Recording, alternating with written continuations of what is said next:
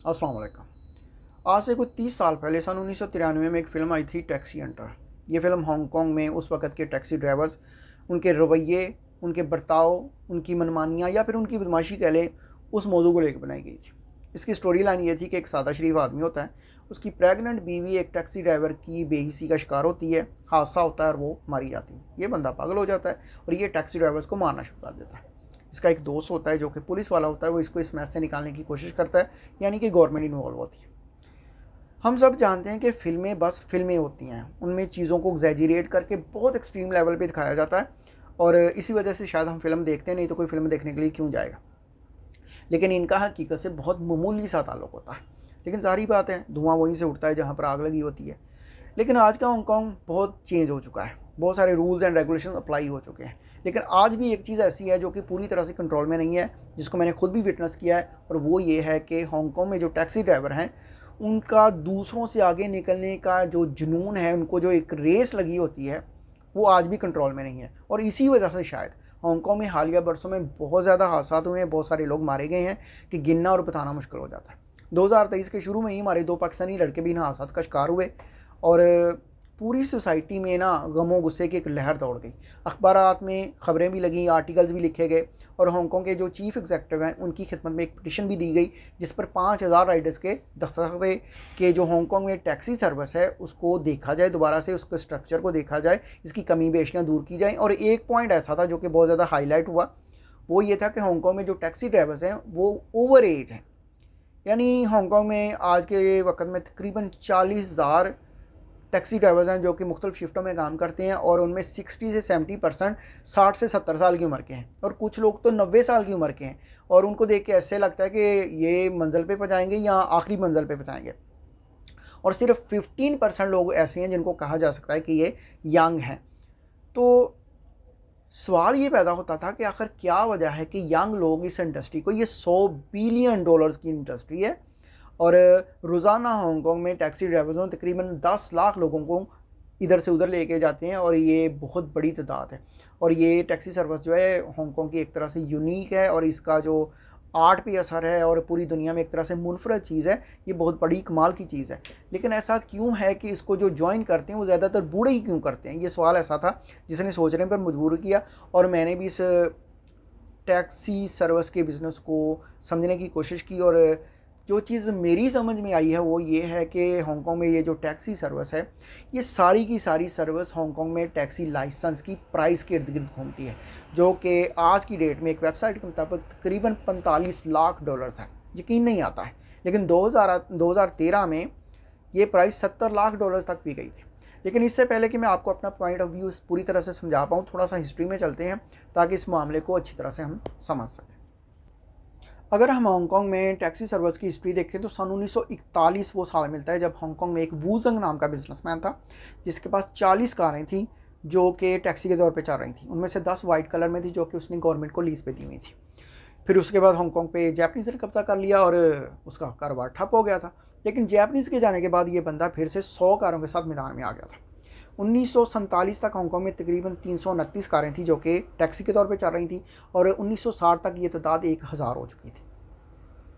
1964 वो पहला साल मिलता है जब हांगकांग में ट्रांसपोर्ट डिपार्टमेंट ने एक नया सिस्टम मुतारफ़ कराया था और हांगकांग में जो टैक्सी ड्राइवर्स हैं उनको जो लाइसेंस जारी किया गया था वो प्रीपचुअल था, यानी वो कभी ख़त्म नहीं होगा, कभी कैंसिल नहीं होगा और ये एक ओपन मार्केट में ट्रेड भी हो सकता था, ये ट्रांसफरेबल भी था। और इसी वजह से करके आज हांगकांग में जो टैक्सी लाइसेंस है एक एसेट के तौर पे लिया जा रहा है।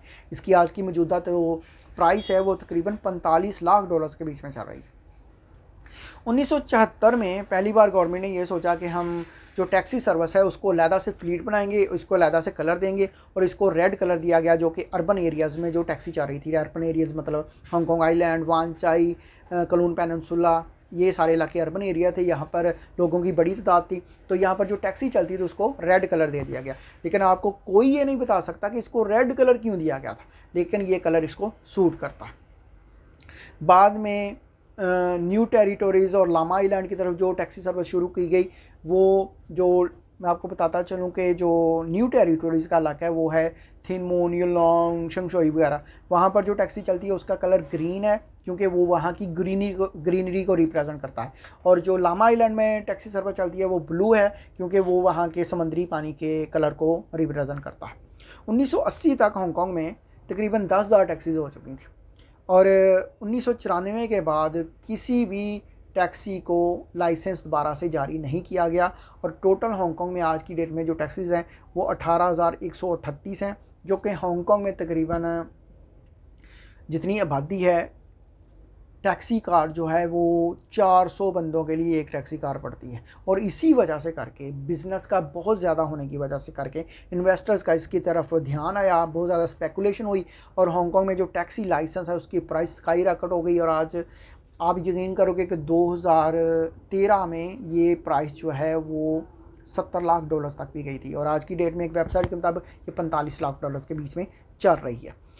और हांगकांग में जो टैक्सी लाइसेंस पर जो इतनी इन्वेस्टमेंट आई है उसकी एक बड़ी वजह यह है कि ये प्रॉफिट इतना ज़्यादा देती है, जो कि मैंने चार्ट देखा है वो 2001 से 2010 के बीच में तकरीबन समझ लीजिए $14,000 से $18,000 के बीच में एक टैक्सी लाइसेंस जो है एक टैक्सी ओनर को प्रॉफिट दे रहा था। यानी एक टैक्सी ओनर को जो टैक्सी ड्राइवर है वो रोज़ाना की शिफ्ट के हिसाब से फ़ी शिफ्ट का $400 दे रहा था, और 2 शिफ्टों में $800 बन जाता है। और मोटा मोटा आगे पीछे करके तकरीबन एक टैक्सी ओनर को जिसने $50 लाख का समझ लें कि एक लाइसेंस खरीदा हुआ है, टैक्सी खरीदी हुई है, तो उसको रोज़ाना के एक महीने के हिसाब से $18,000 तक का प्रॉफिट हो रहा था। और ये इतना प्रॉफिट है कि कोई बैंक भी इतना प्रॉफिट नहीं दे रहा था। इसी वजह से करके हांगकांग में जो टैक्सी सर्विस है उसमें इतनी ज़्यादा इन्वेस्टमेंट आई है कि इसकी प्राइस जो है, इसकी जो मांग है वो इतनी ज़्यादा बढ़ गई कि टैक्सी लाइसेंस की प्राइस इतनी ऊपर चली गई। और अभी हम इस तरफ आएंगे कि आखिर क्या वजह है कि जो हांगकांग में टैक्सी ड्राइवर्स हैं वो इतने बूढ़े क्यों होते हैं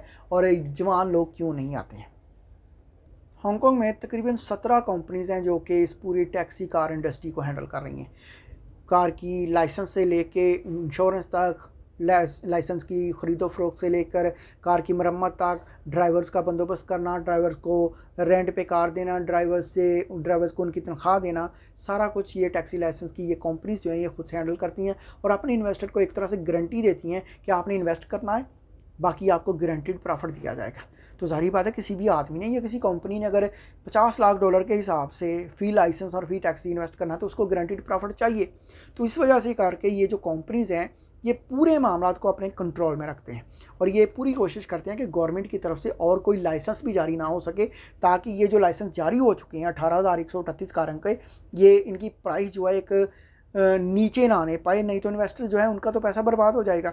तो इस वजह से करके शायद गवर्नमेंट ने 1994 के बाद से दोबारा से कोई लाइसेंस कभी जारी नहीं किया, क्योंकि ये गवर्नमेंट को इन्फ्लुएंस करते हैं। उसके बाद ये कंपनीज़ ये भी देखती हैं कि कौन सी ऐसी जगह है जहाँ से इनको प्रॉफिट आ सकता है, जो कि खुद को मेंटेन कर सकें और अपने इन्वेस्टर को प्रॉफिट दे सकें। तो वो एक जगह ये भी बनती है कि ये जो टैक्सी ड्राइवर्स हैं ये उनको कितनी तनख्वाह देते हैं।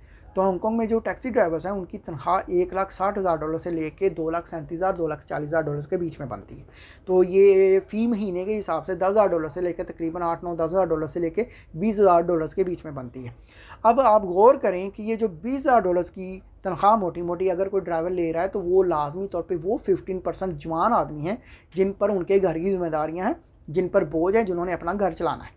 लेकिन बाकी जो 60% लोग हैं, 60% ड्राइवर्स हैं जो कि $8-9-10,000 के बीच में टैक्सी लाइसेंस से एक टैक्सी ड्राइवर की हैसियत से अपना सैलरी लेते हैं, वो बूढ़े लोग हैं जो 60-70 साल की उम्र में, 90 साल की उम्र में हैं, जो कि अपनी जो सोशल लाइफ है, जो कि अपनी जिम्मेदारियां उनकी वो निभा चुके हैं, उससे आज़ाद हो चुके हैं।